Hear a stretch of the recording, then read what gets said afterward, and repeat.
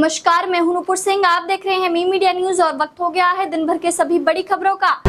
UP के उप मुख्यमंत्री केशव प्रसाद मौर्य ने इटावा में माहौल बिगाड़ने का ठिकरा समाजवादी पार्टी के अध्यक्ष अखिलेश यादव पर फोड़ा है। मौर्य ने कहा कि इटावा की घटना को अखिलेश यादव ब्राह्मण बनाम यादव की लड़ाई के रूप में फैलाना चाहते हैं। यह दुर्भाग्यपूर्ण घटना थी, लेकिन जिस तरह से भागवत कथावाचकों को अखिलेश ने पार्टी कार्यालय बुलाकर यादवों के रूप में उनका सम्मान किया, यह ठीक नहीं है।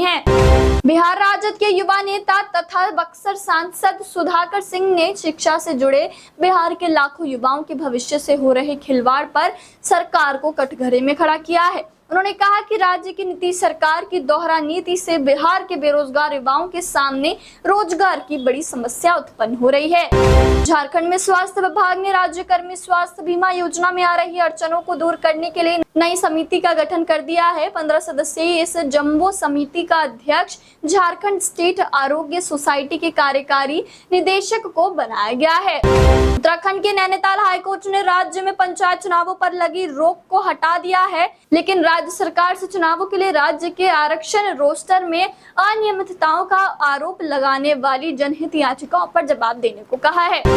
दिल्ली में डीटीसी बसों के रंग पर सियासी रफ्तार अब तेज हो गई है। हाल ही में लॉन्च की गई 105 बसों का रंग भगवा होने पर सवाल उठे, जिस पर मुख्यमंत्री रेखा गुप्ता ने जवाब दिया। उन्होंने कहा कि दिल्ली रंग बिरंगी है और बसें भगवा रंग की हैं और आज भगवान प्रभु जगन्नाथ जी की रथ यात्रा का दिन होने के कारण यह प्रभु को समर्पित किया गया है। दोस्तों, आगे की खबर पे चलने से पहले आपसे रिक्वेस्ट है कि अगर आपने वीडियो को अभी तक लाइक नहीं किया है और इस पर कमेंट नहीं किया है तो जल्दी से कर दी, क्योंकि आपका एक लाइक और एक कमेंट हमारी टीम का हौसला बुलंद करता है और हम रोजाना ही ऐसी दिन भर की बड़ी खबरें लाते रहते हैं। अमेरिकी राष्ट्रपति डोनाल्ड ट्रंप ने चीन के साथ एक व्यापार समझौते पर हस्ताक्षर करने की घोषणा की है। उन्होंने यह भी संकेत दिया है कि अमेरिका जल्द ही भारत के साथ बहुत बड़ी डील करने वाला है। ईरान के supreme leader Ayatollah Ali Khamenei ने अमेरिकी राष्ट्रपति डोनाल्ड ट्रंप की ईरान से सरेंडर करने की मांग को खारिज कर दिया। उन्होंने ट्रंप के बयान को उनके कद से बड़ा बताते हुए अमेरिका को भविष्य में ईरान पर हमला न करने की कड़ी चेतावनी दी है। तमिलनाडु में अगले साल होने वाले विधानसभा चुनाव को लेकर गृह मंत्री अमित शाह ने भविष्यवाणी कर दी है। उन्होंने कहा कि अगले साल जनता स्टालिन की डीएमके पार्टी को उखाड़ फेंकेगी। लोकसभा में नेता प्रतिपक्ष राहुल गांधी ने आदिवासी समाज के प्रतिनिधियों से मुलाकात कर उनकी समस्याएं जानी और जल जंगल जमीन के मुद्दों पर चर्चा की। इस दौरान आदिवासी नेताओं ने बताया कि उनकी जमीनों को उद्योगपतियों को दिया जा रहा है और उनकी कोई सुनवाई नहीं हुई। भारत ने अहमदाबाद में 12 जून को हुए एयर इंडिया विमान हादसे की जांच में संयुक्त राष्ट्र के जांचकर्ता को शामिल करने की पेशकश ठुकरा दी है। भारत ने संयुक्त राष्ट्र विमानन एजेंसी की पर्यवेक्षक का दर्जा देने के प्रस्ताव को अस्वीकार कर दिया। भारतीय अधिकारियों ने इस पर कोई टिप्पणी नहीं की है। भाजपा ने महाराष्ट्र, उत्तराखंड और पश्चिम बंगाल के लिए राज्य चुनाव अधिकारियों की नियुक्ति की है। यह नियुक्तियां प्रदेश अध्यक्षों और राष्ट्रीय परिषद सदस्यों के चुनाव के लिए की गई हैं। महाराष्ट्र में किरेन रिजिजू, उत्तराखंड में हर्ष मल्होत्रा और पश्चिम बंगाल में रविशंकर प्रसाद को यह जिम्मेदारी सौंपी गई है।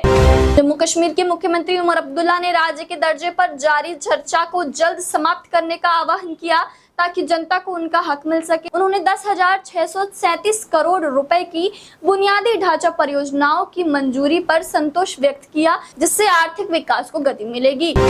महाराष्ट्र में जारी भाषा विवाद के बीच राज ठाकरे और उद्धव ठाकरे हिंदी विरोध में साथ आ गए हैं। राज ठाकरे ने आंदोलन का ऐलान किया है, जहां उद्धव ठाकरे ने भी इसके समर्थन का ऐलान कर दिया है। गुजरात के अहमदाबाद में रथ यात्रा के दौरान भीड़ देखकर एक हाथी बेकाबू हो गया, जिससे अफरा तफरी मच गई, जहां चिड़ियाघर अधीक्षक और डॉक्टरों की टीम ने इंजेक्शन देकर हाथी को काबू किया।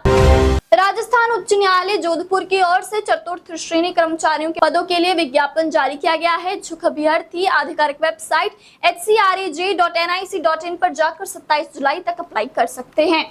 हरियाणा के मुख्यमंत्री नायब सिंह सैनी ने सरकारी कर्मचारियों के लिए यूनिफाइड पेंशन स्कीम और मृतक कर्मचारियों के परिवारों को 2 साल तक आवास सुविधा देने की घोषणा की है, जिससे उन्हें आर्थिक और सामाजिक सुरक्षा मिलेगी। पंजाब के 47 विभागों में ऑनलाइन स्थानांतरण होंगे। मॉडल ऑनलाइन तबादला नीति को लेकर सभी विभागों को ग्रुप ए या ग्रुप बी श्रेणी के नोडल अधिकारी नियुक्त करने के निर्देश दिए गए हैं।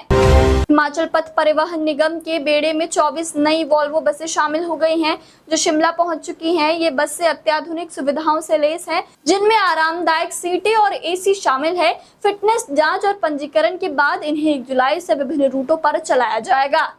मध्य प्रदेश रतलाम में मुख्यमंत्री के काफिले की गाड़ियों में डीजल की जगह पानी भरे जाने की घटना ने राजनीतिक बहस छेड़ दी है। कांग्रेस प्रवक्ता डॉक्टर मुकेश नायक ने इस मामले में तीखी प्रतिक्रिया दी है। उन्होंने कहा कि देश में हर चीज में मिलावट हो रही है, चाहे वह दूध हो, पनीर हो या सरकारी ताने बाने तक। दोस्तों, मैं देख पा रही हूँ कि आप में से काफी सारे लोगों ने इस वीडियो को लाइक कर इस पर कमेंट किया है, लेकिन कुछ लोग अभी बाकी हैं। आप किस चीज का इंतजार कर रहे हैं? इस वीडियो को जल्दी से लाइक कर इस पर कमेंट करें।